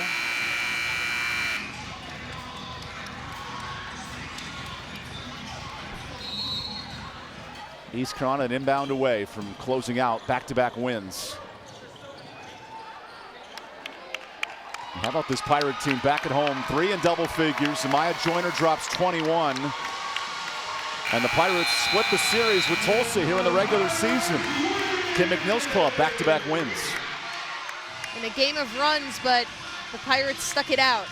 And if you're Coach McNeil, you're happy right now, but there are some things to still work on. But celebrating, of course, this big win. Celebratory W's for the Pirates. They're having some fun back at home. Now 5-7 overall in the league. In a neck-and-neck race. 4 teams within 1 game of that 5th spot in the AAC because of Anjanae Hutton's performance. She was doing it on all ends, starting from this athletic shot in the first half, but she is so aggressive, and I think when the game is physical, she embraces that. When she's in the post, she makes things happen.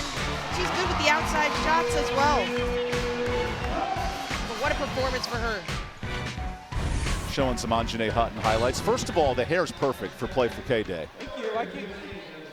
Yeah, looks great. You're playing great. What allowed your team to get the win today? Defense, man. Coach Kim had been hounding us because, you know, the first time we gave up almost 100 points, had 30-plus turnovers. We did not play ECU basketball, so we took it personal. And today it was for a bigger cause. This game was physical from start to finish, and you're a physical player. Is that something you embrace right away? Yeah, you know, I just had to push through a couple of things today. You know, just got to get back in the gym and finish through contact. I feel like I need to do better with that. But after all, I know I can bring the physicality, and that's what my team needs. We saw the energy from Tatiana with the W's and the celebration post-game. How do you guys feed off that energy? You know, Coach Kim always pushes. You want to be playing your best basketball come February, in March. And, you know, this week it was all about going 2-0. So next week we got to take that into the same thing. And we're feeling good right now, but we can't get too high. We can't get too low. You know, got a really, really good opponent coming up with UTSA, but I believe in my team. We can get the job done. And you doing it on both ends, but Mai also complimenting on the scoring. 21 points when she's hot. How does that make the team better? It just makes it makes the game go much smoother when Mama's really in it, because we really just gravitate towards her. We want to give her the ball every time we can. If she doesn't finish, we'll rebound the ball, and we're just glad to have her on my back. Thanks for the time, Anjanae. Congratulations. Thank you. Back-to-back wins for the Pirates, 3 in double figures. Tulsa was shooting the lights out in that second half, but not enough for Angie Nelp's program. Pirates back at home on Saturday against Charlotte, continuing AAC play. For Kyle Gaskins and our talented crew, Gabby Sartori, I'm Evan Budrovich. Tulsa Golden Hurricane wanted back-to-back road wins, but Amaya Joyner had other plans. One of the top players in the American goes off for 21. ECU wins it. This is a presentation of ESPN.